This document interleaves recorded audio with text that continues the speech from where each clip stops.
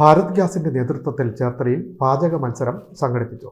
Cherthala Lakshmi gas ഏജൻസിയുടെ സഹകരണത്തോടെ lions club ഹാളിലാണ് പാചക മത്സരം സംഘടിപ്പിച്ചത്. ഓയിൽ മാർക്കറ്റിംഗ് കമ്പനികളുടെ ആഭിമുഖ്യത്തിലാണ് ഭാരത് ഗ്യാസിന്റെ പാചക മത്സരം ചേർത്തലയിൽ സംഘടിപ്പിച്ചത്. ചേർത്തല ലക്ഷ്മി ഗ്യാസ് ഏജൻസിയുടെ സഹകരണത്തോടെ ചേർത്തല ലയൺസ് ക്ലബ്ബ് ഹാളിലാണ് മത്സരം നടന്നത്. ഇന്ന് നമ്മൾ എല്ലാം മിനിസ്ട്രിയുടെ ഗൈഡ്ലൈൻസ് സെൻസ് ഓഫ് ഡ്യൂട്ടി എന്ന് പറഞ്ഞിട്ട് എല്ലാ സ്ഥലത്തിലും എല്ലാ ഡിസ്ട്രിക്റ്റിലും നമ്മൾ ഇന്ന് കുക്കിംഗ് കോമ്പറ്റീഷൻ കണ്ടക്ട് ചെയ്യുന്നുണ്ട്. ഇത് മെയിനായിട്ട് കസ്റ്റമറുടെ അടുത്ത് ഒരു സേഫ്റ്റി അവയർനെസ് ക്രിയേറ്റ് ചെയ്യാൻ വേണ്ടിയിട്ടാണ്.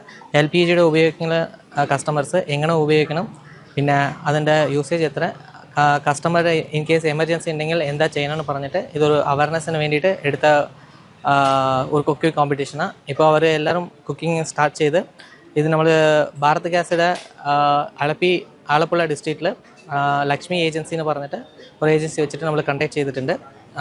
നന്നായിട്ട് പോകുന്നുണ്ട്.